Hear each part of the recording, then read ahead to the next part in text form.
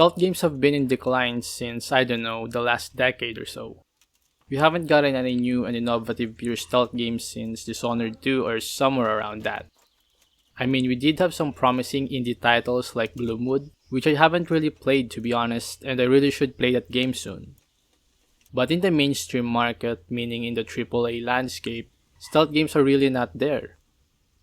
Instead of having games that revolve around sneaking, hiding from enemies, and completing objectives without being seen, stealth has been minimized into a minor game mechanic that almost every game now has.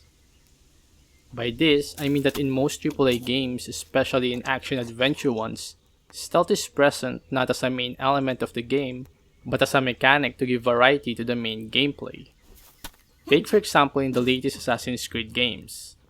But before I continue, I want to note that I like Valhalla and this is not a diss against the game, I'm just making a point. So in Valhalla, you have the option to crouch and play as a stealthy Viking, assassinating enemies from the shadows.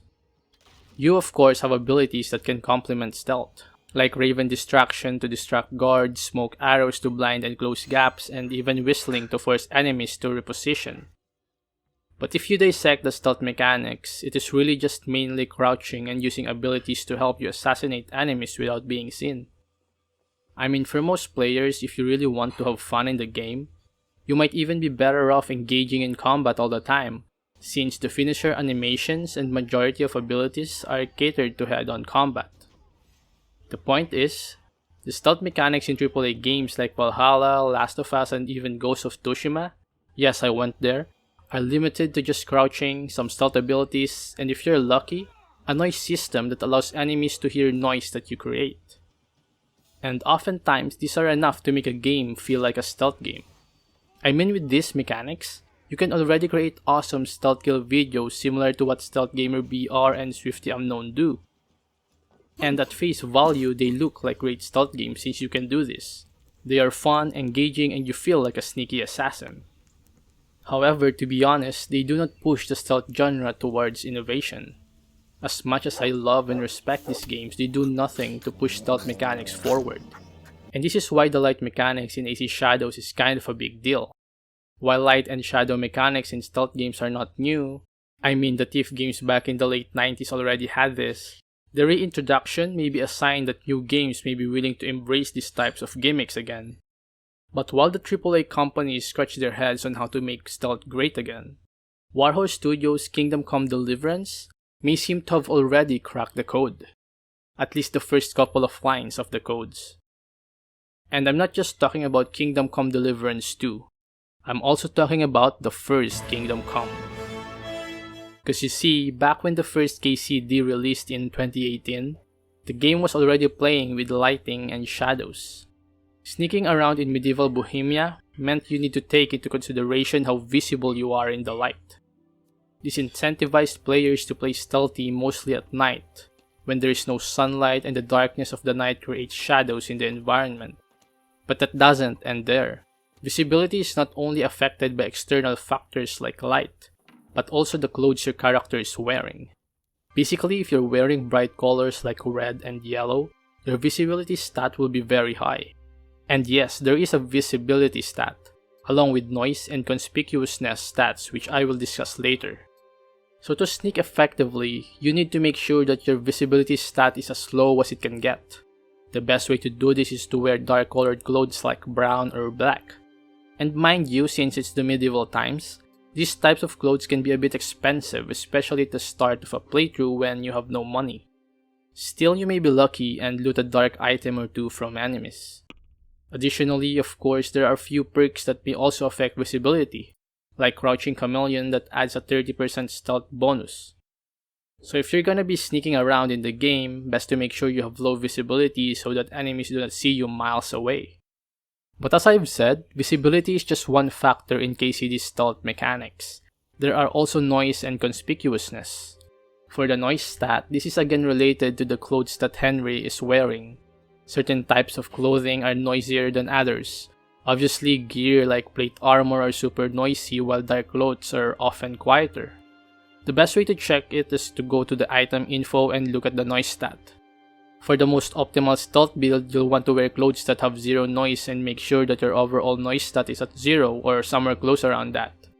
A very low noise stat will make Henry very quiet when he is moving and allow him to sneak up behind enemies and do stealth takedowns. Next, let's talk about Conspicuousness. Now, to be honest, after more than 500 hours of playtime, I am not 100% sure how this thing works. All I know is that it is how Henry stands out in a certain environment. I think of it as social stealth. When Henry is drunk or wearing ridiculous armor, or even just plate armor, his conspicuousness will be super high. However, when he is wearing appropriate clothes like standard villager clothes, this stat is a bit low, making him somewhat invisible in a crowd, able to hide in plain sight. Now, it is important to note that visibility, noise, and conspicuousness, while separate stats, all contribute to Henry's ability to sneak. So the game kind of encourages players to find a balance between these stats when choosing gear.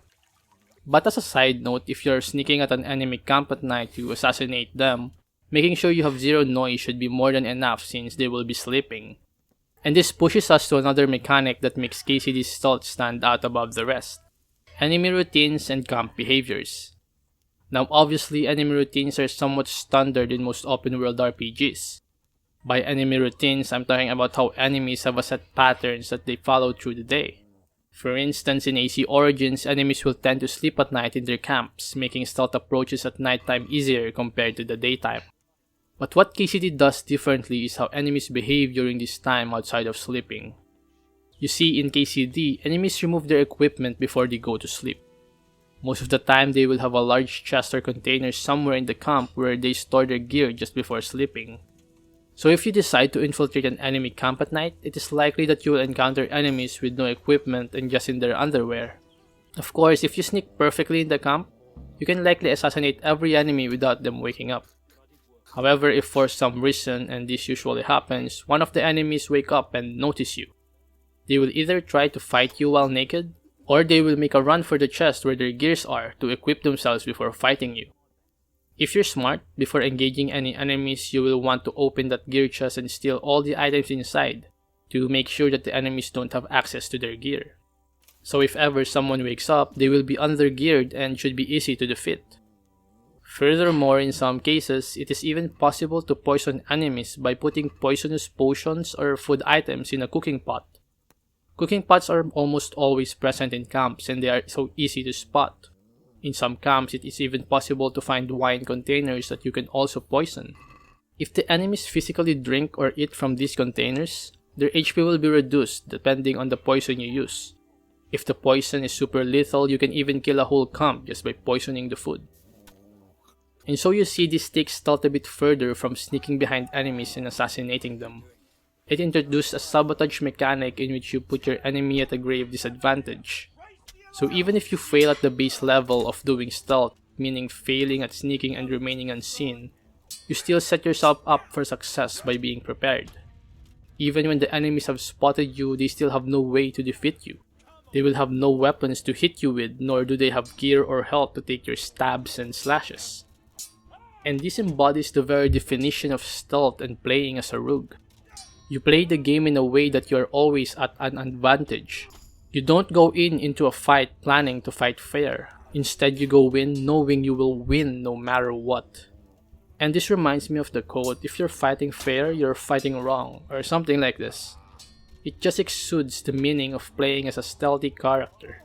It goes beyond more than just sneaking and assassinating unaware enemies.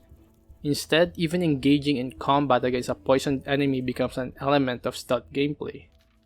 And this, I wish, can become the basis for the future of stealth gameplay in video games.